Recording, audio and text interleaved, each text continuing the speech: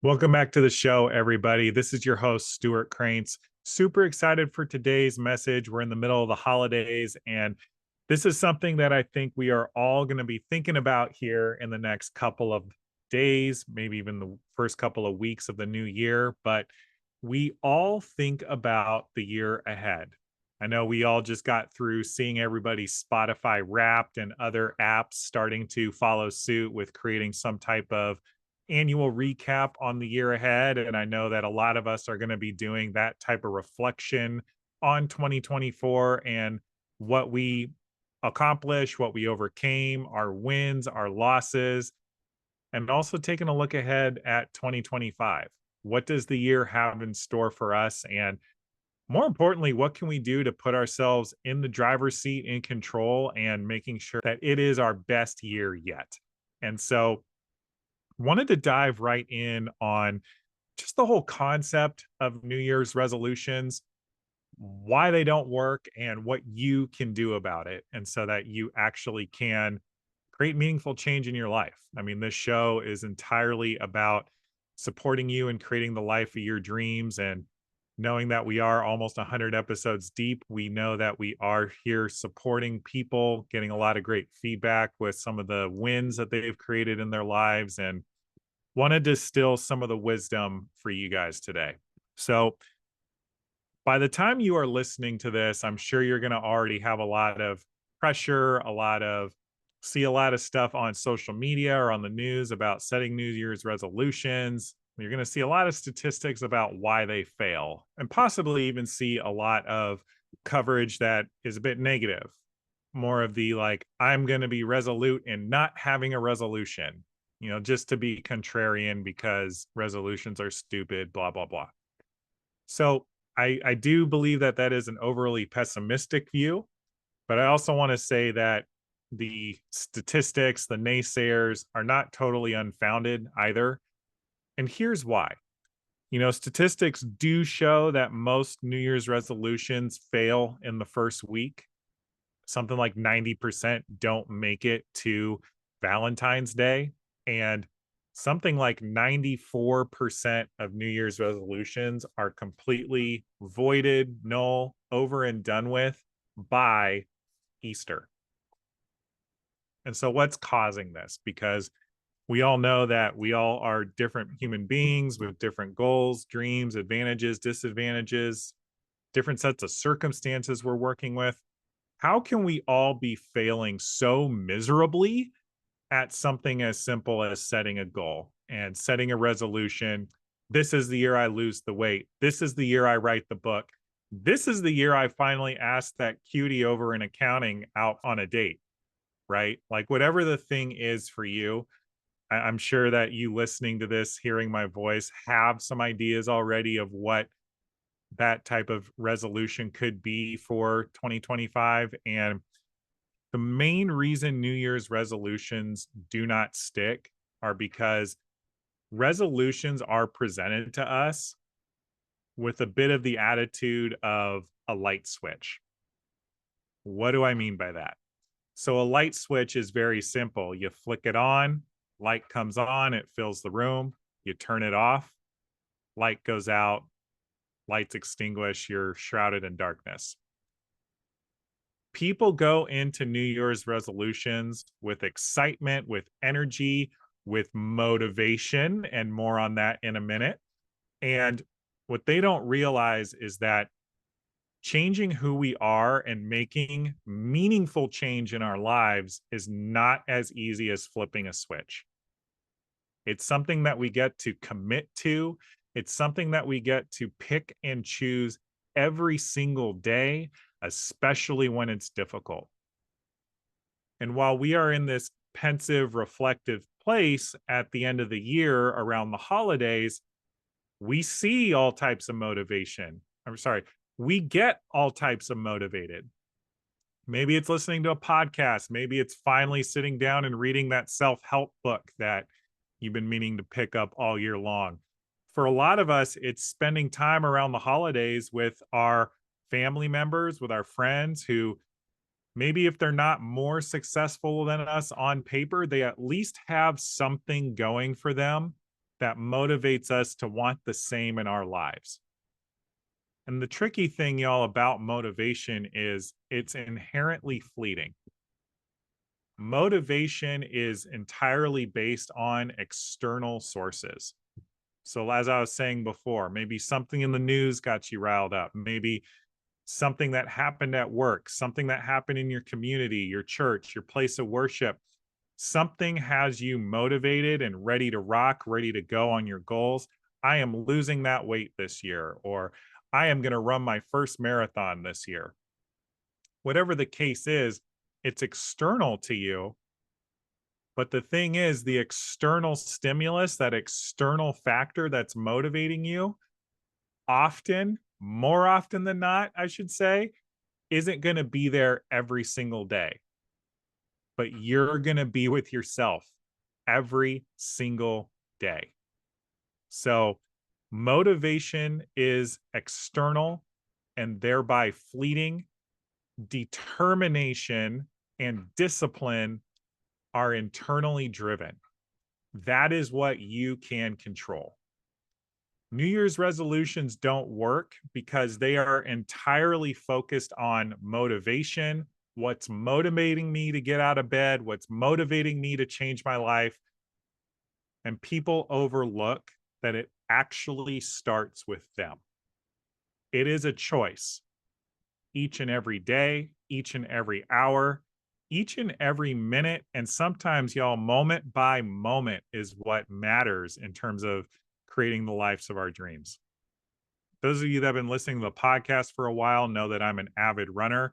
I ran my second half marathon this year in April, and due to a slew of injuries to my back, to my calf, dealing with a Lis Frank injury in my foot right now, also getting COVID. If you look at my running app that I use, you can see all of this mileage accrued in the first third of the year, and then almost nothing for the last 8 months of the year. It wasn't because I didn't want to run. It wasn't because I didn't want to be the healthiest version of myself. I had some circumstances that I let get the better of me. And in giving up on my determination and my discipline, I did not have the running year that I wanted. And yes, things do occur, like getting an injury, especially like a Lis Frank injury, which is soft tissue damage in your foot, and you're just in pain a lot of the time when you're planning and pounding against the pavement. But point is, y'all, I was leaning too heavily into my motivation with this particular goal of running multiple half marathons this year. And so I rolled out the same exact result I did in 2023. I only put up one half marathon on the board for myself. I have a vision that ties into my overall health goals for myself, that I want to run every single half marathon here in the state of Ohio, and doing one a year isn't going to cut it. Just point blank. Point blank. And so this is an example that I am giving you from my life, but I'm hoping that you are able to check in with yourself and see where maybe you went off the rails. Where did the external motivation end? Where did you let these circumstances in your life start to hold you back? And what can you do about it in the year ahead? And so, as you are planning your goals for the new year, planning your resolutions, if you're still wanting to stick with those by the time you listen to this conversation, keep that in mind, that things only change in your life if you say so and if you stay committed to it, especially on the days you don't want to. I have been getting up and running each and every day. I've been running when it's 20 degrees outside at 6 in the morning, because the way my life is set up right now, y'all, that's the only time I can get it in each and every day. And guess what? Even though my foot hurts a little bit, my health is improving overall. And I'm looking up ways on the internet. I'm reaching out to the running experts that I know, like, what can I do about this foot injury? How can I get through it? How can I keep progressing on my health and wellness goals while also tending to my needs with this set of circumstances that I have. It's not easy, guys. Like, if I don't sleep well the night before, I really don't want to get up and run at 6 a.m., but I'm still doing it. And that's making a huge difference. And so I saw this on social media. I wanted to bring it to your guys' attention. Maybe instead of a resolution, we ought to focus on having a misogi. So I admittedly got this from Jesse Itzler. Jesse Itzler is an amazing entrepreneur, one of the very few people on social media that I personally look up to anymore. But Jesse is the founder of Marquee Jets. He has written numerous books. He also is the founder of Zico Coconut Water. He's a part owner of the NBA's Atlanta Hawks. Like, this guy has lived a lot of lives, and he is also an avid runner, man after my own heart. And he introduced the concept of the misogi, which is basically having a goal that is so big that it's actually going to define the entire year. Y'all follow? So it's going to be so big, take so much from you, and be so exciting to you that it's going to define your entire year. So as we're listening to this now, I know we're at the end of 2024. Take a moment to think back. What was the thing that you did this year that defined your whole year? Definitely even hit pause if you have to. What was the thing that defined your whole year? For me, it was dramatically increasing my income. It's made a humongous difference. 2023, my misogi ended up being finishing my first half marathon. 2022, it was getting married to Jennifer, the woman of my dreams. And I can keep going back and back and back, but you get the idea. Those are all things that occurred. Imagine the power and imagine the energy I can bring into 2025 if I am being intentional about what I want my misogi to be. And then work backwards to set my life up to not only accomplish those things, but see all the other benefits that it's going to bring into my life as a result. It's really exciting. Doesn't that feel much more exciting? Or at least you can feel the energy that that has versus having a New Year's resolution. My misogi for 2025 is to become a homeowner. Another one, because I'm the type of guy that really likes to max out his time, my other misogi is to actually run 3 half marathons this year. No longer will I run one in the early part of the year and then kind of let myself fall apart in the final 2/3 of the year and then have to build it all back up all over again. I'm too old to get away with that now. I can definitely see why pro athletes retire in their 30s because, y'all, this is hard. It gets harder when we're no longer in our 20s. And so those are my 2 for this year. I would love to hear in the comment section, wherever you are finding this episode, what are your misogis for this year? Should be one huge thing. I'm doing 2, I know, but I'm going to do one really big thing, probably both of them. And I encourage you to focus on one humongous goal that will completely set the table up, not only for 2025, y'all, but for your whole life. And focus on that. Breaking down my misogi, y'all, of running the 3 half marathons, it's going to take a little bit of work to get there. I get to continue to get my body back in shape. I get to get on a running plan. I get to get my sleep on point so I can get adequate rest. I am blessed to get my fuel game on point, both in food and hydration, so that I can continue to fuel my body and put in the mileage, put in the work that's going to be required. I get to get better at training in different temperatures. I do a lot of cold weather running, everybody, because I'm somebody that sweats a lot. It's kind of gross for some of y'all, but I burn up a lot of energy and I don't run nearly as well on hot days. I get to bite the bullet, so to speak, and get myself out there when it's hot, when it's humid, so I can adapt to that type of running condition. Because not every race is going to be at my chosen temperature. And that's just a fact. And so by running these 3 races,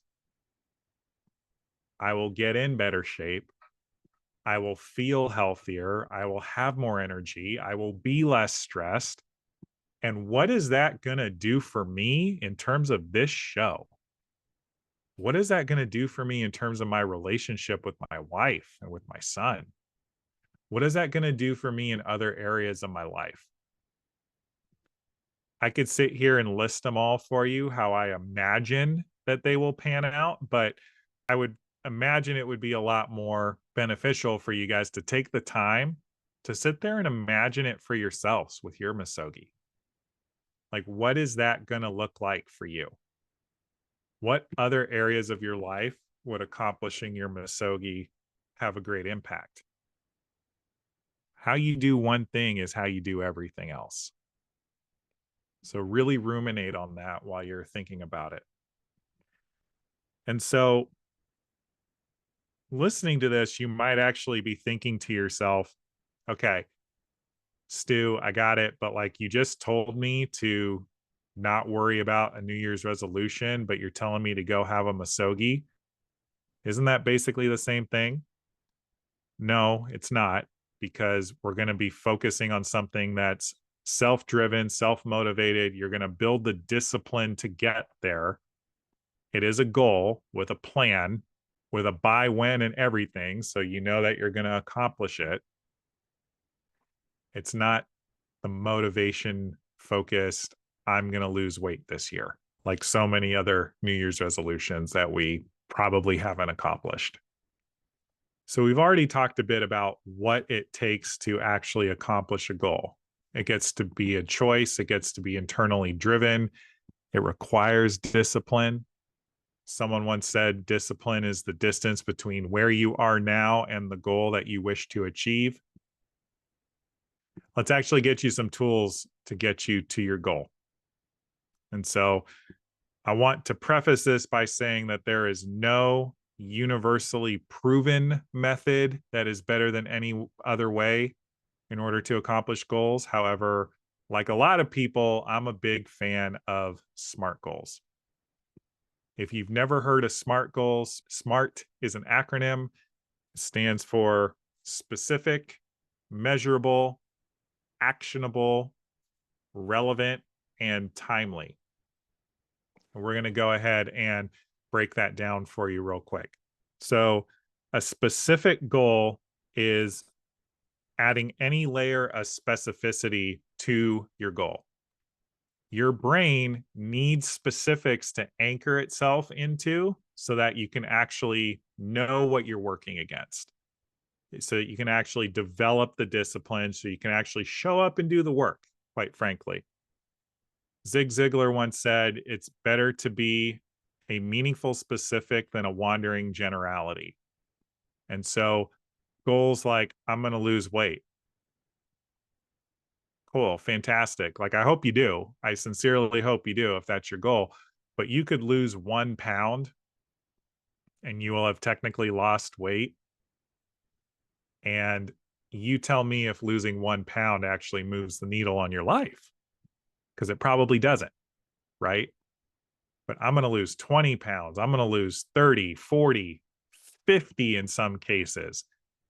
That moves the needle on your life. And then, as I was getting at earlier, where else in your life benefits from you dropping those pounds? And so be specific with your goals because it matters. It'll actually help you stay motivated to have a specific target. Second letter M, measurable. Measurability is actually the most important part of a SMART goal. That which can be measured can be coached against. I can't coach you on anything if you aren't measuring it.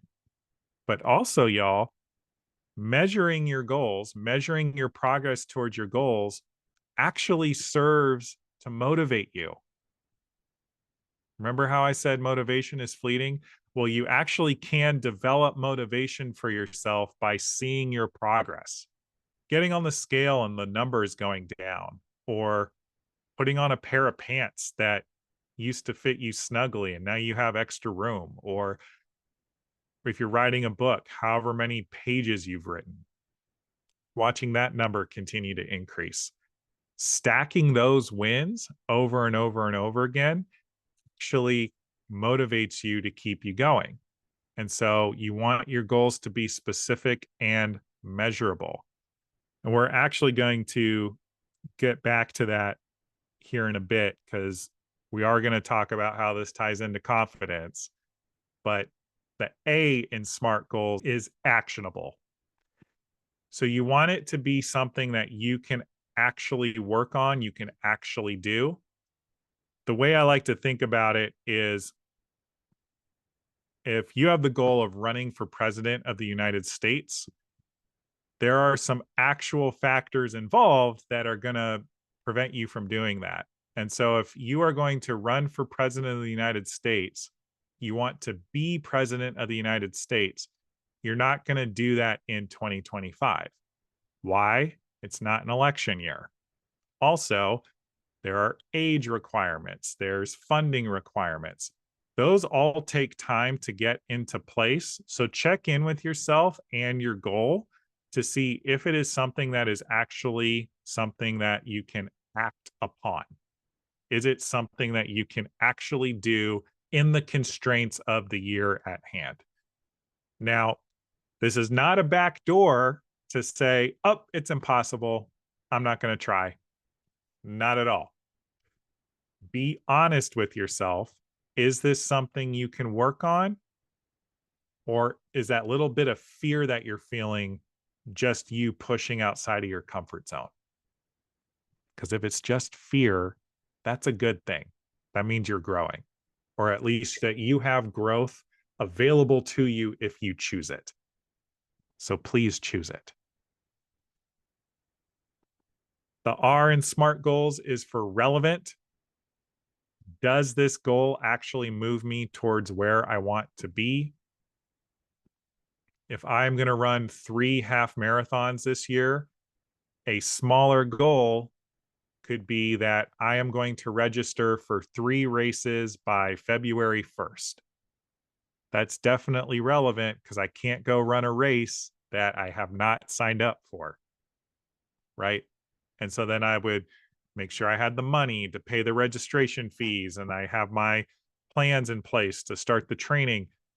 That's a relevant goal that keeps me moving in the right direction. Lastly, T is timely or time bound. Very simple, y'all. A goal without a deadline is just a dream. It's an idea, it's a wish. I plan to run 3 half marathons this year. Cool. By when am I going to sign up for those? On what dates am I going to run those 3 races? And then everything falls back in place from there. Based on the date of my first race, I will start training 12 weeks out on blank date. And please believe I'm already getting that together. And so SMART goals, again, specific, measurable, actionable, relevant, time bound.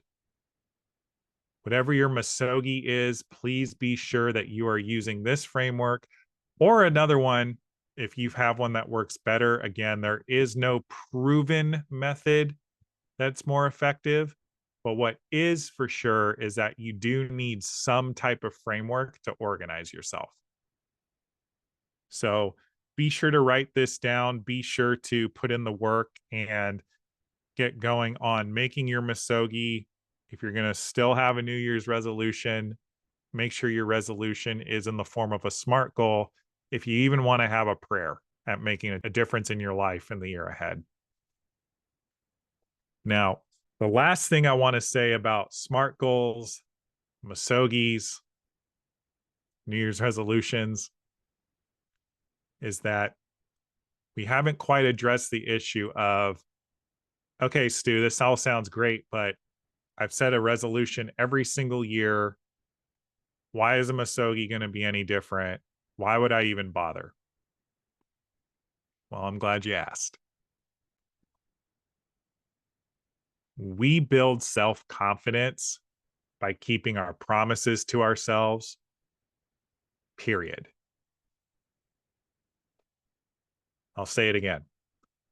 We build self-confidence by keeping our promises to ourselves.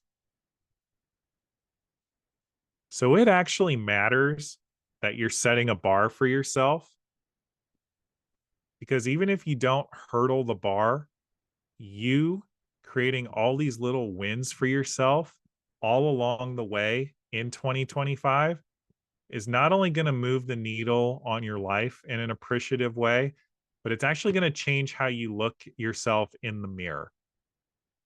Because as you stack those wins and build that evidence for yourself that you are capable and you are worthy of creating the life of your dreams, you build that credibility with yourself, and then you become unstoppable over time. That doesn't mean you're not going to fail. That doesn't mean you're not going to trip up here and there. But it does mean you're going to be a lot more unshakable. When life does knock you hard on the mat, you're going to get yourself back up and you're going to keep going. That's why this matters, y'all.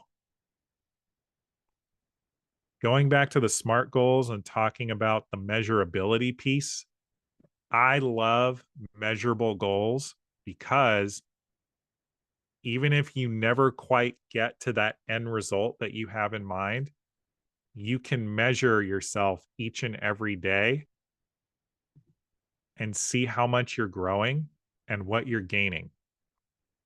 And as long as you let it land for yourself and acknowledge the fact that you are growing, you're pushing outside of your comfort zone and doing the thing you said you were going to do, even when you didn't want to do it, it becomes a lot harder for you to get knocked down by life. You're going to continue to have circumstances. You're going to continue to have betrayals. You're going to continue to have things not go your way. And so what? You're going to keep going. You're going to keep moving forward.